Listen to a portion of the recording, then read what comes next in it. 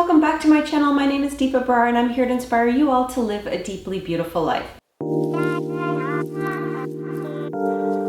So I cannot even believe this, that I'm recording this video right now, but welcome to my 4-year alopecia update. So 4 years ago, for those of you that don't know, I lost 70% of my hair due to alopecia within the span of 5 months, and I figured out how to grow it back. So I've shared a bunch of videos on my channel, so if you guys haven't checked those out, go check those out first. But we're gonna get into this video. I'm gonna tell you guys all what I think the 3 most key things were that helped me grow my hair back, where my hair is now, and what my lifestyle is like now to maintain my hair growth. Before we get into this video, don't forget to subscribe to my channel and hit that notification bell so you can find out exactly when I post my next video. So we're gonna break down the 3 things that I think are the key to growing your hair back, and I get a lot of questions from you guys on Instagram about this. And if you guys wanna see a video that goes more into depth, you can watch my How I Regrew My Hair video. That like breaks down everything really, really well. But the 3 things I believe are, the first one being stress management. Now, I've read a lot of things and I've done a lot of research on alopecia and hair growth, and stress seems to be the #1 contributing factor to alopecia, as well as, from what I've read, autoimmune disorders. Besides genetics,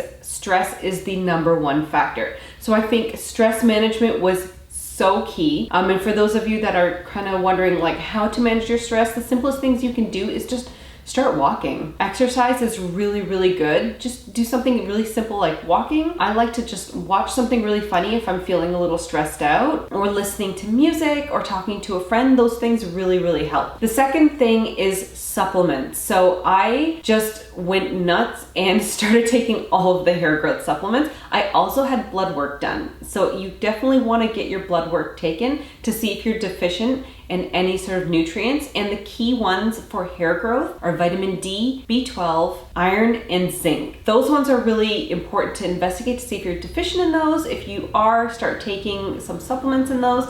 And I have a whole list of them. If you guys want me to do a video on the best supplements for alopecia or hair growth, please let me know in the comments and I'll definitely record that one for you guys. All right, now the third one that was so key to helping me grow my hair back, and I can't say that one was more important than the other, but the third thing that I added was the AIP diet, which is also known as the autoimmune paleo or autoimmune protocol diet. That one was really, really important because it helped to basically go through an elimination phase, and you take all of the foods that can cause any sort of inflammatory response in your body, you take it out of the equation, and you're eating very natural, organic, grass-fed meats and vegetables that are really good for your body, and then you're kind of adding things in. Once your body's calmed down, you're adding things in one by one to see which food you're sensitive to and which food you're not. So those are the 3 things that I think are the most important when it comes to dealing with your alopecia. And if you guys have seen my 4 stages of hair growth video, you'll know that if you catch it on early enough, it is possible to grow your hair back. All right, the next thing we're talking about is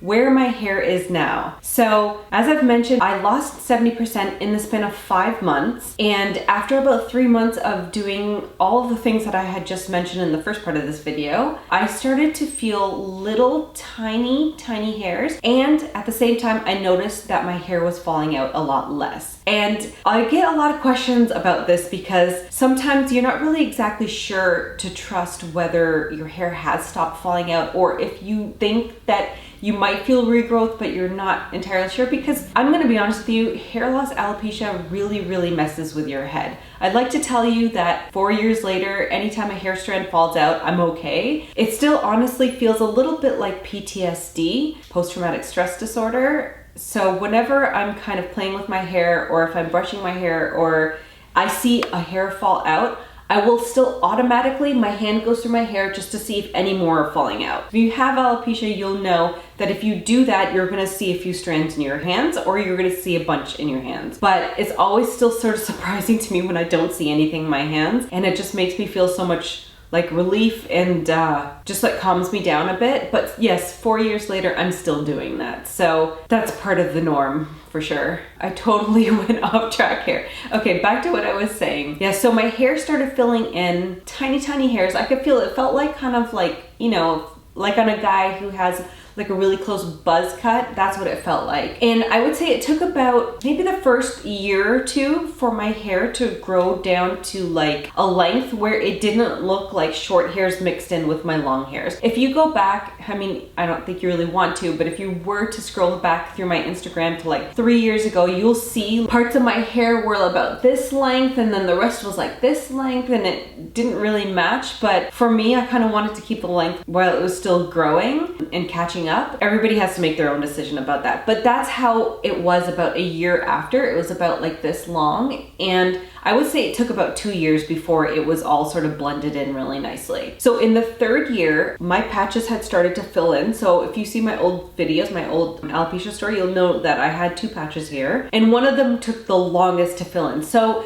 one filled in really well. The other one, it started to fill in, but it cleared right out. And I know it was because I was under a lot of stress at that time. I was doing long distance back and forth with my husband from Toronto to California, and it was pretty stressful to go through. I started using essential oils, and I did my own like kind of custom blend, like investigating different oils and see which ones go really well together. So if you want that formula, the link is in the description box below. I also started using the eye restore. So the eye restore is a laser light therapy device. It has the red LED lights all scattered throughout it. It looks like a bike helmet. And I started doing both of those, and my hair finally filled in that one patch. So I'm so happy to tell you guys now my hair is completely filled in. Like everything, there's no patches. I have all my hair back, it's all full again, and I'm just so happy. All right, now we're gonna talk about what my lifestyle is like now. So the thing about autoimmune disorders is that you can manage your autoimmune disorder if you make lifestyle changes. And it's so important to pay attention specifically to your health and your diet, as well as your exercise level and your mindset. So the first thing is that if you've seen my other videos, you know that I was not a very healthy eater before I had alopecia. I ate fast food and junk food and drank lots of alcohol and did all of the things that they tell you that you're not supposed to do. I did all of them. And so one of the biggest things that have changed is that I'm eating a lot healthier now. And I worked with a therapist, actually, to be honest with you, because I had always been sort of in this restricting and then binging, restricting, binging phase, like since as far back as I can remember. Like probably the first time I ever dieted,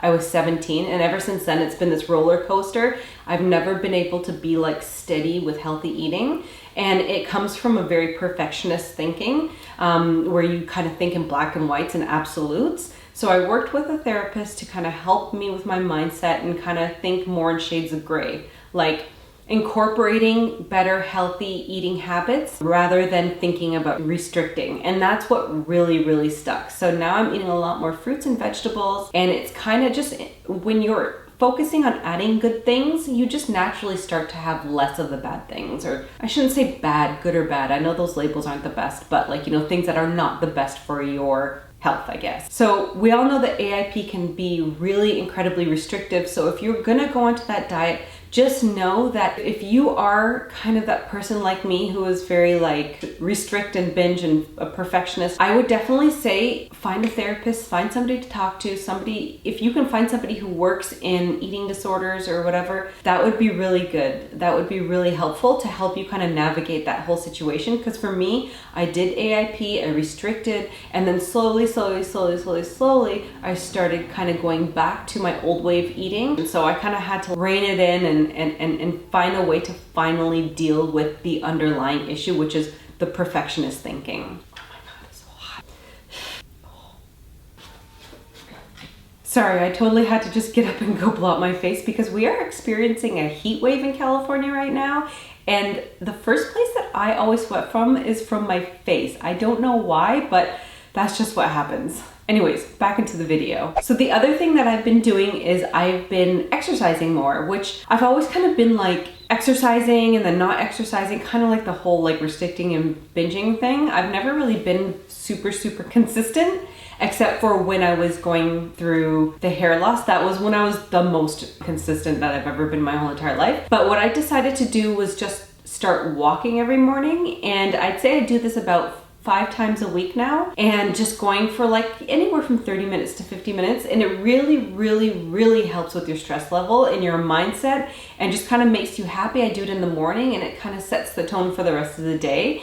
So walking is really important. And if you are going through hair loss right now, I would say that that's the first thing that I would start doing to help with your stress levels, is because walking, for one thing, it's free. It's easy to do. You can put your AirPods in and listen to music. And when it comes to exercising for stress management, you don't want to do things that are going to raise your cortisol level. Things like high intensity interval training, those kind of workouts are really not the best for controlling your stress. So things like walking and yoga are much better for you. And the last thing that I've been doing to kind of maintain my hair, for those of you that have been following me for a while on my Instagram, you'll know that I have colored my hair like every color of the rainbow. I love to dye my hair. I love changing it up, but I kind of went a little nuts after the regrowth and my hair was pretty damaged. So I actually, now that we've been going through COVID and we've all had to stay at home, I started trying to let my hair air dry. Obviously it's not air dry today because I wanted to look nice for this video, but normally for the past 3 months, I've just let my hair air dry, and it's definitely helped with the health of my hair. My hair feels stronger. Even the parts that are a little bit lighter feel a lot stronger now, and there's not as much breakage and split ends. So that's another key. If you are going through hair breakage, you can go watch that video that I recorded on how to stop your hair from breaking off, because I just wanted to have the healthiest, strongest hair possible. All right, so that brings us to the end of our video. 4 years later, I just wanted to say thank you so much to all of you for all of your support over the past 4 years. If it wasn't for you guys and all of your amazing comments, I probably would not be doing these videos still. So I am definitely going to try to post even more videos, more educational videos and informative videos for you guys to help those of you that are going through alopecia or hair loss, so watch out for those. And thank you so much for watching, guys. If you know anybody that's going through this that needs to watch it, please send it to them. Give me a thumbs up if you like this video. It really helps my channel, and I'll see you guys again with another video soon. Take care.